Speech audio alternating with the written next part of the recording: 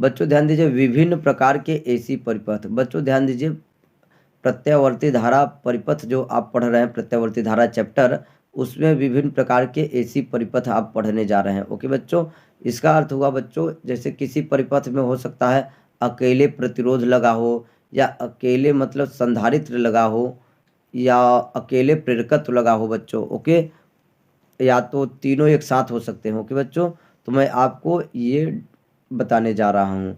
तो विभिन्न प्रकार के एसी परिपथ में जो पहला कॉन्सेप्ट बच्चों याद रखिए, ऐसा हम एसी परिपथ ले रहे हैं जिसमें केवल अकेला प्रतिरोध हो। ओके बच्चों, ऐसा एसी परिपथ जिसमें केवल हम एक रजिस्टर वायर का यूज कर रहे हैं, केवल एक प्रतिरोध का केवल यूज किया जा रहा है। इस तरीके से इसको आप समझ सकते हैं। ओके बच्चों, ये वोल्टेज सोर्स दिखाया गया है, एसी का वोल्टेज सोर्स है। ओके बच्चों, और ये वायर है, आप प्रतिरोध समझ लीजिए। ओके बच्चों, वायर का प्रतिरोध। ओके, अब बच्चों ध्यान दीजिए शुद्ध प्रतिरोध युक्त एसी परिपथ में वोल्टेज व धारा में कलांतर शून्य होता है। बहुत महत्वपूर्ण बात है बच्चों, आप याद रखिए। शुद्ध प्रतिरोध एसी परिपथ में, शुद्ध प्रतिरोध युक्त एसी परिपथ में वोल्टेज और धारा में कलांतर शून्य होता है, अर्थात ये हमेशा समान कला में होते हैं। ओके बच्चों, परिपथ में शुद्ध प्रतिरोध युक्त एसी परिपथ में वोल्टेज और धारा में कलांतर क्या होता है? शून्य होता है, अर्थात ये हमेशा समान कला में होते हैं। अर्थात जिस समय वोल्टेज का मैक्सिमम वैल्यू होगा उतने ही समय में धारा का भी मैक्सिमम वैल्यू होगा। ओके बच्चों, जितने समय वोल्टेज का मिनिमम वैल्यू होगा उतने ही समय में करंट का भी मिनिमम वैल्यू होगा। ओके बच्चों, ये समान कला में होने का अर्थ क्या है बच्चों, मैं आपको समझा रहा हूँ। जैसे मान लीजिए किसी समय वोल्टेज का मान 20 वोल्ट मैक्सिमम है। ओके बच्चों, तो करंट भी उतने समय पर मैक्सिमम वैल्यू प्राप्त करेगा अपने। ओके बच्चों, जितने समय वोल्टेज का अधिकतम मान उतने समय में करंट का मैक्सिमम मान, जितने समय वोल्टेज का मिनिमम मान होगा उतने समय में करंट का भी मिनिमम मान होगा, अर्थात दोनों साथ साथ चलेंगे।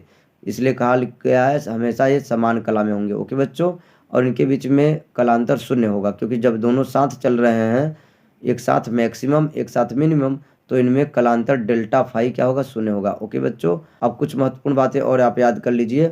शुद्ध प्रतिरोध युक्त एसी परिपथ के लिए जो समीकरण यदि V equal to V naught sine omega T है, तो जो करंट का मान होगा, करंट का समीकरण होगा I equal to I naught sine omega T. Sine के आगे जो कुछ भी लिखा रहता है उसी को हम कला समझते हैं, फाई। ओके बच्चों, एक महत्वपूर्ण बात समझिए मैथमेटिकली समझने के लिए, साइन हो या कास। अच्छा बच्चों, आप याद रखिए साइन की जगह कास भी हो सकता है। आप याद रखिए साइन की जगह कास भी कभी कभी दिया रहता है, तो कन्फ्यूज नहीं होंगे, बट हमेशा आपको साइन में ही लगभग मिलेगा। तो बच्चों कला जो होता है फाई होता है साइन के आगे, साइन के आगे या कास के आगे जो कुछ भी लिखा रहता है वही कला होता है। और कला का मतलब कोण समझिए बच्चों। ओके, साइन के आगे जो या कास के आगे जो कुछ लिखा रहता है वो कला होता है फाई। तो बच्चों V equal to V naught sine omega T और I equal to I naught sine omega T. तो बच्चों ध्यान दीजिए यहाँ पर वोल्टेज का कला क्या है? Phi equal to omega T है। फाई की जगह क्या है बच्चों? ओमेगा टी आप कह सकते हैं, और यहाँ पर भी ओमेगा टी ही कला है। तो दोनों का कला क्या है बच्चों? समान है। दोनों का कला क्या है? समान है। इसलिए इन दोनों को जब घटाएंगे, कलांतर करें, कलांतर का मतलब दोनों के कला में अंतर, जब इसको घटाएंगे बच्चों तो ओमेगा टी में से ओमेगा टी घट करके क्या हो जाएगा? 0। इसलिए मैंने पीछे लिखा है शुद्ध प्रतिरोध युक्त एसी परिपथ में वोल्टेज और धारा के कला में अंतर शून्य होता है। ओके बच्चों, अब आगे ध्यान दीजिए। इस स्थिति में जो परिपथ में प्रतिरोध होगा वो केवल अकेला प्रतिरोध जो है उसी के कारण होगा। ओके बच्चों, ध्यान दीजिए यहाँ एसी व डीसी, और एक महत्वपूर्ण बात ध्यान दीजिए, एसी व डीसी दोनों के लिए प्रतिरोध का व्यवहार समान होता है। ओके बच्चों, शुद्ध प्रतिरोध युक्त एसी परिपथ के लिए आप ऐसा समझिए जैसे जो इस स्थिति में जो प्रतिरोध का मान आता है, शुद्ध प्रतिरोध युक्त एसी परिपथ में जो प्रतिरोध आर का मान आता है वह डीसी में भी सेम होता है। ओके बच्चों, डीसी में जो प्रतिरोध का मान होता है और एसी में जो प्रतिरोध का मान आएगा किसी भी वायर का, वो सेम होता है इस कंडीशन में। ओके बच्चों, आप ये लाइन एज अ रिमार्क याद कर सकते हैं। ओके बच्चों, अब आगे ध्यान दीजिए। नेक्स्ट टॉपिक, शुद्ध प्रतिरोध युक्त एसी परिपथ के लिए वोल्टेज व धारा के बीच में ग्राफ, जो कि मैंने अभी समझाया बच्चों। वोल्टेज और धारा समान कला में होते हैं, अर्थात वोल्टेज और धारा एक ही समय पर मैक्सिमम होता है और एक ही समय पर मिनिमम होता है, उसको मैं ग्राफ के माध्यम से समझा रहा हूँ बच्चों। बच्चों ध्यान दीजिए, यहाँ पर वाई अक्ष, ये वाई अक्ष बच्चों, और ये एक्स अक्ष है। एक्स अक्ष पर हम टाइम को दिखाते हैं, ध्यान दीजिए। जनरली एक्स अक्ष पर हमने टाइम को दिखाया है और वाई अक्ष पर हमने करंट और वोल्टेज को दिखाया है। बच्चों ध्यान दीजिए, जीरो, तो ध्यान दीजिए मूल बिंदु है, तो मूल बिंदु पर बेटा करंट का मान और वोल्टेज दोनों शून्य है, समय भी शून्य कहिए और करंट और वोल्टेज भी शून्य है। तो बच्चों ध्यान दीजिए, दोनों का यहाँ पर टाइम जीरो है, टाइम जीरो होने है तो दोनों का भी मान जीरो है। करंट का मान भी, नीचे वाला ये जो ग्राफ है डॉट डॉट डॉट डॉट वाला ग्राफ एक करंट को दिखाई शो कर रहा है, व्यक्त कर रहा है, और इसके ऊपर वाला जो ग्राफ ऐसा माना गया है इसको वोल्टेज। आप करंट को ऊपर कर सकते हैं, वोल्टेज को नीचे कर सकते हैं, उससे कोई फर्क नहीं पड़ेगा, वैल्यू से फर्क पड़ेगा। वैल्यू यहाँ ध्यान दीजिए बच्चों, ध्यान दीजिए क्या मैं बोल रहा हूँ कि यहाँ टाइम जीरो है तो करंट का मान भी ग्राफ यहीं से स्टार्ट हो रहा है, वोल्टेज का भी ग्राफ यहीं से स्टार्ट हो रहा है और करंट का ग्राफ भी यहीं से स्टार्ट हो रहा है। तो बच्चों टाइम जीरो है तो करंट भी जीरो, वोल्टेज भी जीरो।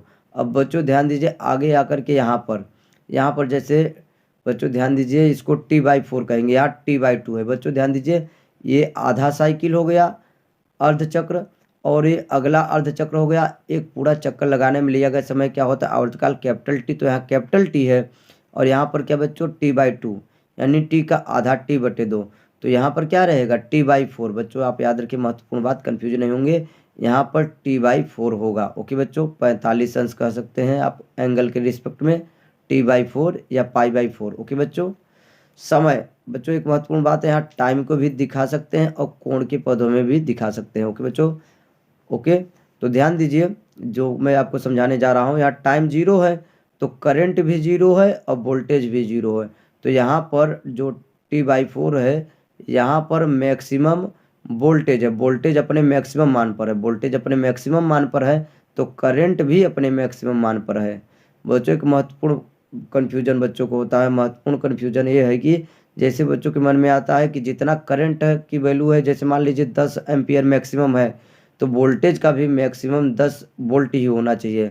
ऐसा नहीं बोला जा रहा है, मैं ऐसा बोल रहा हूँ कि जितने टाइम पर करंट अपने मैक्सिमम वैल्यू पर होगा, उतने ही टाइम पर वोल्टेज भी अपने मैक्सिमम वैल्यू पर होगा। वैल्यू अलग अलग हो सकता है, लेकिन यहाँ पर ध्यान दीजिए, करंट अपने मैक्सिमम मान को प्राप्त कर रहा है, ये देख रहे हैं ऊपर, तो वोल्टेज भी उतने ही टाइम पर मैक्सिमम मान को प्राप्त कर रहा है। ओके बच्चों, आगे फिर से देखिए, यहाँ पर एक्स अक्ष पर बच्चों जैसा कि मैंने बताया, करंट को और वोल्टेज को वाई अक्ष पर दिखाया गया है और एक्स अक्ष पर टाइम को एक्स अक्ष पर वाई का मान जीरो होता है।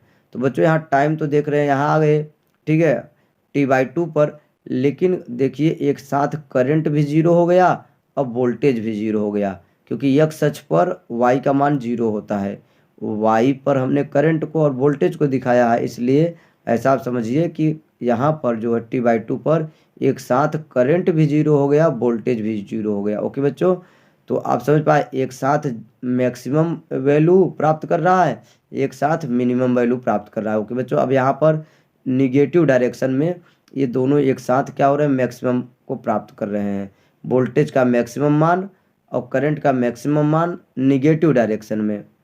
ओके बच्चों, आप याद रखिए वाई एच के। तो आपको ये समझ में आया होगा कि वोल्टेज और करंट जो होते हैं समान कला में होते हैं, शुद्ध प्रतिरोध युक्त एसी परिपथ में। ओके बच्चों, अब एक महत्वपूर्ण बात आप ध्यान दीजिए, आपसे पूछा जा सकता है फेजर डायग्राम। फेजर डायग्राम बच्चों, तो फेजर डायग्राम एक बच्चों एक वेक्टर होता है जो कि करंट और वोल्टेज को दिखाया जाता है। ओके बच्चों, करंट और वोल्टेज को दिखाया जाता है और इनके बीच में कला के अंतर को दिखाया जाता है।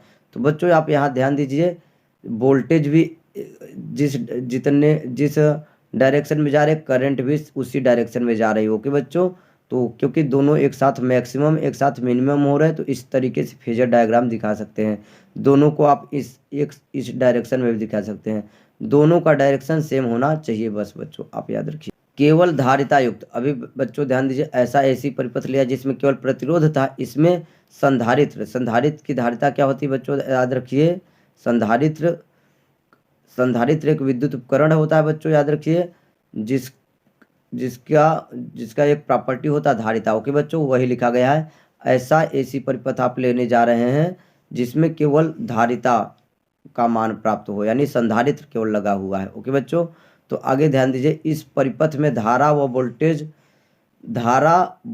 से π/2 कला से अग्रगामी होती है। ओके बच्चों, आप याद रखिए, ध्यान दीजिए, केवल धारिता युक्त एसी परिपथ में यानी संधारित्र केवल प्रयोग किया गया है, तो उसमें जो करंट का मान होता है वोल्टेज से 90 अंश आगे चलता है। π/2 का मतलब बच्चों 90 अंश होता है। π/2 का मतलब आप याद रखिए 90 अंश होता है बच्चों, याद रखिए π/2 का मतलब।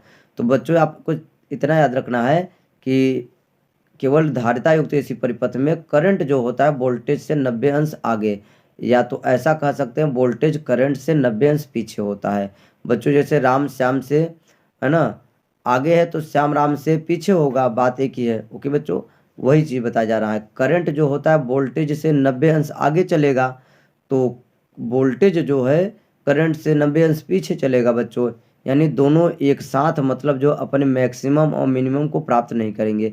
अभी मैं आपको ग्राफ के माध्यम से समझा रहा हूँ। ओके बच्चों, मान लीजिए जिस टाइम करंट जो है अपने मैक्सिमम वैल्यू पर होगा, उसके 90 अंश क्या होगा, पीछे वोल्टेज होगा। ओके बच्चों, तो अब आगे ध्यान दीजिए, धारा वोल्टेज के बीच कलांतर तब क्या हो गया, 90 अंश हो गया। ओके बच्चों, धारा वोल्टेज के बीच में इस कंडीशन में कलांतर क्या हो गया, 90 अंश। बच्चों आप ध्यान दीजिए आगे, यदि वोल्टेज का समीकरण ये रहे, यदि V = V0 sin ω t हो, तो करंट का जो समीकरण होगा I = I0 sin ω t plus π/2 होगा।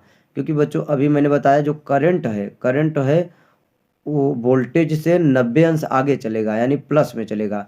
तो वोल्टेज का जो कला है यहाँ पर क्या बच्चों, ω/t है। वोल्टेज का जो कला है यहाँ ω/t है, और करंट का जो कला हम कहेंगे ये पूरा ω/t प्लस π/2 है, ये पूरा कला है।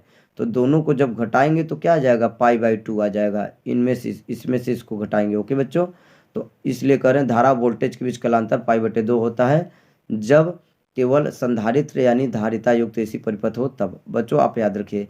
अब बच्चों आगे ध्यान दीजिए, यहाँ इस जैसे यहाँ पर माइनस रहेगा तो यहाँ पर ध्यान दीजिए केवल वोल्ट।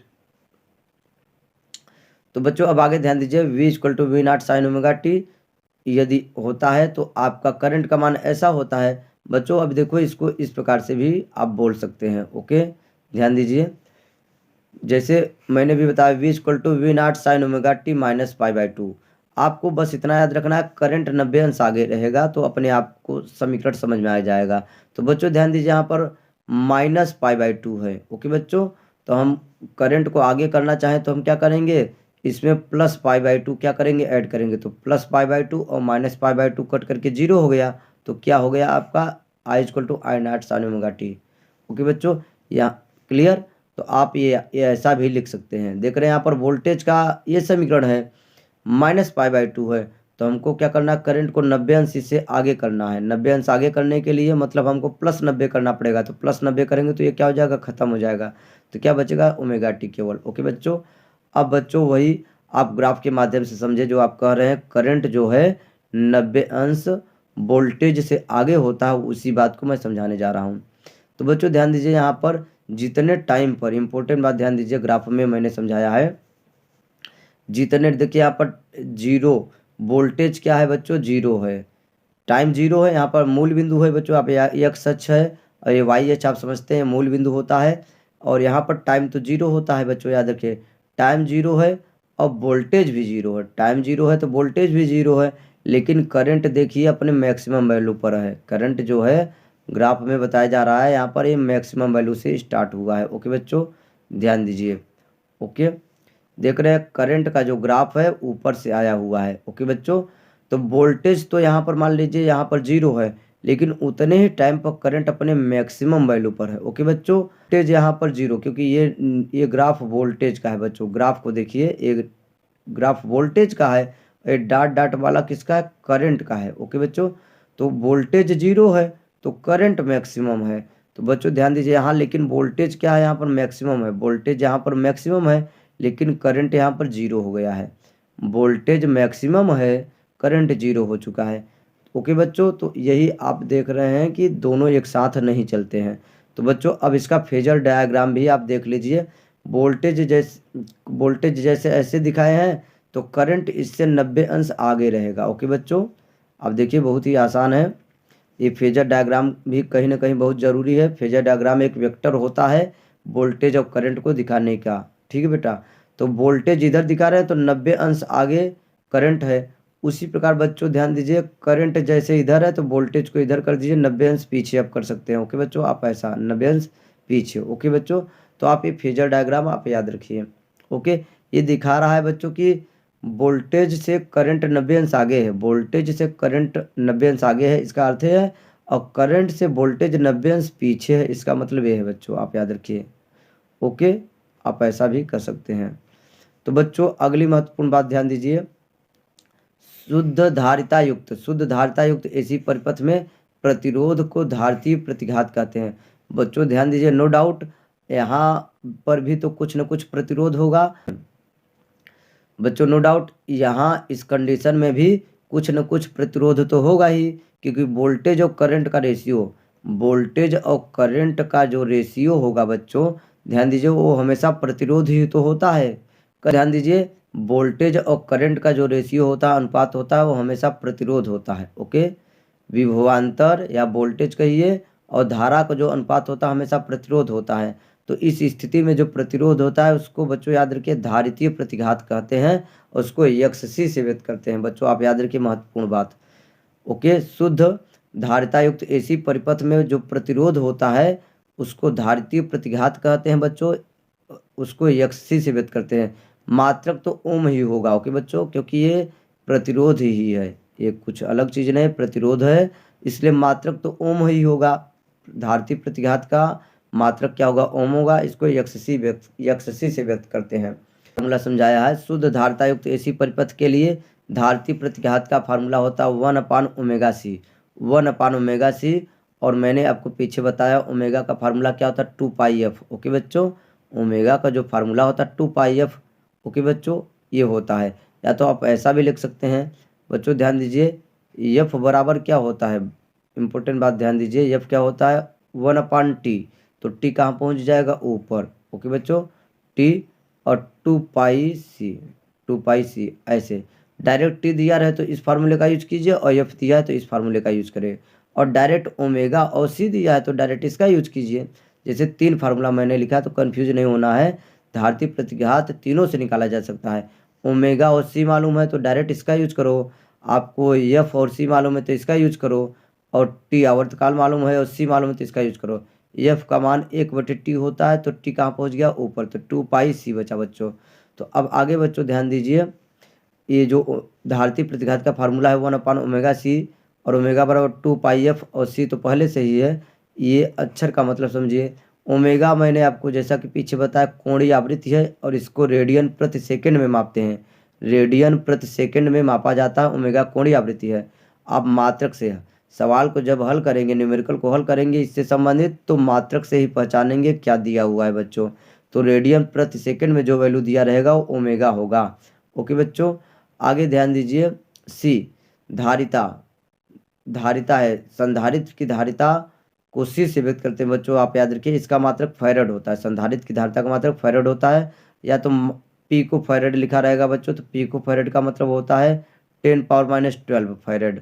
आपको मैंने बताया पीछे है ना, पिछले वीडियो लेक्चर में है ना, विभव वाले चैप्टर में, धारिता वाले चैप्टर में, धारिता का मात्रक छोटा मात्रक पिको फैरड भी हो सकता है। 1 पिको फैरड में क्या हो सकता है, 10⁻12 फैरड। ओके बच्चों, माइक्रो रहेगा, 1 माइक्रो फैरड रहेगा तो बच्चों 10⁻6 हो जाएगा। ओके बच्चों, आप ये याद रख सकते हैं, क्योंकि बच्चों याद रखिए जो धारिता का मान हमेशा लगभग पिको फैरड या माइक्रो फैरड में ही दिया रहता है।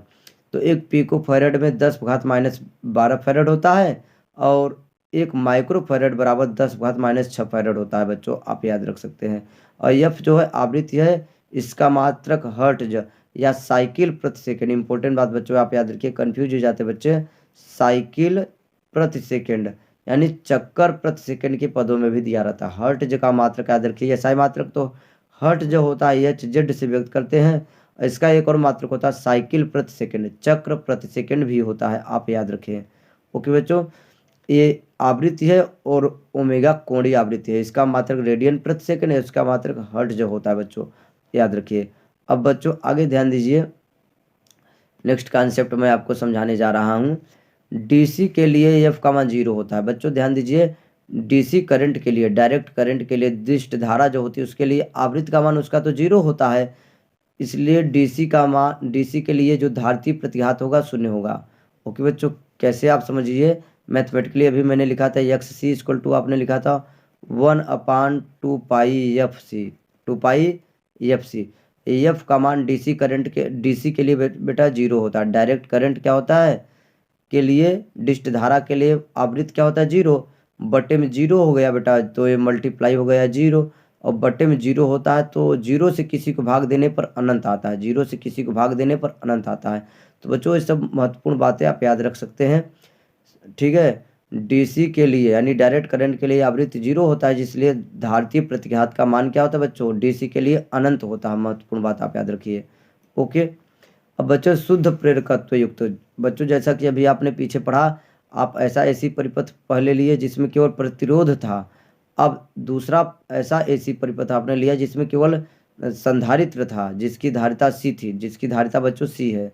ओके बच्चों, अब ऐसा आप एसी परिपथ लेने जा रहे हैं जिसमें केवल प्रेरकत्व युक्त एसी परिपथ, शुद्ध प्रेरकत्व युक्त एसी परिपथ, जैसे कुंडली लगी हो बच्चों, कुंडली का जो प्रॉपर्टी होता है वो प्रेरकत्व होता है। ओके बच्चों, जैसे संधारित्र का प्रॉपर्टी क्या होता है, धारिता होता है, उसी प्रकार कुंडली, कोई कुंडली है, कॉइल है बच्चों, तो उसका जो प्रॉपर्टी होता है प्रेरकत्व होता है। ओके बच्चों, और प्रेरकत्व को यल से व्यक्त करते हैं, प्रेरकत्व को यल, जिस प्रकार धारिता को सी से व्यक्त करते हैं उसी प्रकार कुंडल प्रेरकत्व को यल, कैपिटल एल से व्यक्त किया जाता है। मैं अभी आगे बताऊंगा। तो बच्चों शुद्ध प्रेरकत्व युक्त एसी परिपथ ध्यान दीजिए, इसमें क्या होता है बच्चों मैंने बताया अभी, शुद्ध धारिता युक्त एसी परिपथ में वोल्टेज क्या होता है, करंट से पीछे होता है। वोल्टेज 90 अंश क्या होता है, करंट से पीछे होता है, अर्थात करंट जो होता है वोल्टेज से 90 अंश आगे होता है, लेकिन इसमें वोल्टेज जो होता है करंट से 90 अंश आगे होता है। उसमें वोल्टेज 90 अंश पीछे था करंट से, लेकिन इसमें वोल्टेज करंट से 90 अंश आगे होता, आप याद रखिए। ओके बच्चों, कौन आगे होता कौन पीछे होता आप याद रखिए। शुद्ध धारिता युक्त एसी परिपथ में करंट 90 अंश आगे होता है और वोल्टेज पीछे होता है, इसमें वोल्टेज 90 अंश आगे होता है और करंट 90 अंश पीछे होता है, बात एक ही है दोनों। ओके बच्चों, तो ये लिखा है इस परिपथ में वोल्टेज धारा से 90 अंश अग्रगामी होता है। ओके बच्चों, वोल्टेज धारा से 90 अंश अग्रगामी होता है। बच्चों आगे इसको समीकरण के द्वारा ऐसे लिखा जा सकता है, यदि V = V0 sin omega T, voltage का मान ऐसा दिया गया है तो करंट क्या होगा, इससे 90 अंश पीछे, 90 अंश पीछे का मतलब माइनस करना पड़ेगा। ओके बच्चों, π/2 का मतलब 90 अंश। ओके बच्चों, तो वोल्टेज का मान ऐसा दिया हुआ है, ये साइन के आगे ओमेगा टी वोल्टेज का ये कला है, तो करंट का जो कला क्या हो जाएगा, इससे 90 अंश कम हो जाएगा, 90 अंश पीछे तो 90 अंश हमने घटा दिया। ओके बच्चों, ये हो गया। अब आगे ध्यान दीजिए, वोल्टेज का मान V = V0 sin omega t plus π/2 है बच्चों। तो बच्चों ध्यान दीजिए, यहाँ पर ये वोल्टेज का कला है, साइन के आगे जो ओमेगा टी प्लस π/2 दोनों को मिला करके ये वोल्टेज का यहाँ पर कला है, फाई की वैल्यू है। अब बच्चों हमको करंट क्या करना है, 90 अंश पीछे करना है, 90 अंश पीछे करेंगे तो क्या करेंगे, माइनस π/2 करना पड़ेगा, π/2 घटाएंगे तो ये क्या हो जाएगा, खत्म हो जाएगा। तो इस प्रकार करंट का मान, जब वोल्टेज ऐसा तो करंट ऐसा, और करंट वोल्टेज ऐसा तो फिर करंट ऐसा हो जाएगा। अब मेन चीज़ याद रखें, वोल्टेज से करंट क्या होता है, 90 अंश पीछे होता है, आप याद रखिए। क्लियर, या तो करंट से वोल्टेज 90 अंश क्या होता है, आगे होता है, ऐसा आप याद रखिए। ओके बच्चों, तो आपको अपने आप समझ में आ जाएगा। तो ध्यान दीजिए, शुद्ध प्रेरकत्व युक्त एसी परिपथ में जो प्रतिरोध होता है उसे प्रेरण प्रतिघात कहते हैं। जैसे बच्चों आपको मैंने अभी बताया धारितीय प्रतिघात, उसी प्रकार प्रेरण प्रतिघात होता है बच्चों, याद रखिए। जब केवल कुंडली यूज किया रहेगा एसी परिपथ में तो बच्चों उस कंडीशन में जो रेजिस्टेंस, वोल्टेज और करंट का रेशियो जो होगा, वोल्टेज और करंट का जो रेशियो होगा बच्चों, प्रतिरोध हमेशा होता है, और प्रतिरोध का नाम बदल करके क्या हो गया है, प्रेरण प्रतिघात हो गया है। ओके बच्चों, इसको यक्सयल से व्यक्त करते हैं, किससे व्यक्त करते हैं बच्चों, याद रखिए, यक्सयल से व्यक्त करते हैं। प्रेरण प्रतिघात क्या होता है, यक्सयल होता है। यक्सयल का फार्मूला याद रखिए बच्चों, एक्सएल बराबर क्या होता है, omega L, omega L. Okay बच्चों, और अभी मैंने बताया ओमेगा का मतलब होता है 2 पाई एफ, ओमेगा का मतलब होता है 2 पाई एफ, तो एल रहेगा। तो बच्चों आप याद रखिए, एल क्या है, प्रेरकत्व है, और इसका मात्रक हेनरी सेकेंड होता है। याद रखिए इंपॉर्टेंट बात, एक एल जो है प्रेरकत्व है, और इसका मात्रक जो होता है हेनरी होता है, इसका मात्रक जो होता है बच्चों हेनरी बचा है। अब बच्चों वही इसका ग्राफ के माध्यम से समझिए, जैसे आपने कहा कि इसमें वोल्टेज क्या होता है, करंट से 90 अंश आगे होता है। तो बच्चों ध्यान दीजिए, जैसे यहाँ पर करंट जो है जीरो है, करंट जो है बच्चों टाइम जीरो है, तो करंट जीरो है, लेकिन वोल्टेज अपने मैक्सिमम वैल्यू पर है। वोल्टेज जो है ध्यान दीजिए टाइम जीरो तो करंट जीरो, ये करंट का ग्राफ है बच्चों, ये डॉट डॉट वाला क्या है, वोल्टेज का। तो करंट जीरो है यहाँ, लेकिन वोल्टेज उसी टाइम पर बच्चों मैक्सिमम वैल्यू पर अपने है, अर्थात वोल्टेज और करंट जो है एक साथ नहीं चलेंगे। तो बच्चों ध्यान दीजिए, यहाँ पर करंट देख रहे हैं आप, करंट जीरो तो वोल्टेज मैक्सिमम। अब बच्चों यहाँ पर ध्यान दीजिए, वोल्टेज मैक्सिमम हो गया, सॉरी करंट मैक्सिमम हो गया है, ये करंट का ग्राफ है। तो करंट मैक्सिमम है तो वोल्टेज जीरो हो चुका है, क्योंकि ये यक्स अक्ष पर आ गया है। ओके बच्चों, यक्स अक्ष पर मैंने जैसा कि आपको पीछे भी बताया, यक्स अक्ष पर टाइम को दिखाया जाता है, और वाई अक्ष पर वोल्टेज और करंट को दिखाया जाता है। तो यहाँ पर करंट जीरो है, क्योंकि मूल बिंदु से स्टार्ट हो रहा है करंट का graph, time zero current zero, लेकिन मैक्सिमम वैल्यू वोल्टेज का मैक्सिमम वैल्यू देखिए इतना आपका है, इतना हाइट। ओके बच्चों, अब यहाँ पर ध्यान दीजिए, वोल्टेज वोल्टेज तो देख रहे हैं जीरो हो गया, लेकिन करंट मैक्सिमम है। ओके बच्चों, तो अब आगे ध्यान दीजिए बच्चों, ये फेजर डायग्राम भी याद रखिए, करंट इधर है तो वोल्टेज इससे 90 अंश आगे है, वोल्टेज इधर है तो करंट इससे 90 अंश पीछे है। बात एक ही बच्चों, दोनों का मतलब एक ही है, करंट इधर है तो वोल्टेज 90 अंश आगे, तो वोल्टेज इधर तो करंट उससे 90 अंश पीछे। ओके बच्चों, आप ये दोनों याद कर सकते हैं। ओके बच्चों, अब इससे संबंधित प्रत्यावर्ती धारा से संबंधित नेक्स्ट वीडियो लेक्चर मैं आपको बाद में लेकर आऊँगा और समझाऊँगा। ओके बच्चों।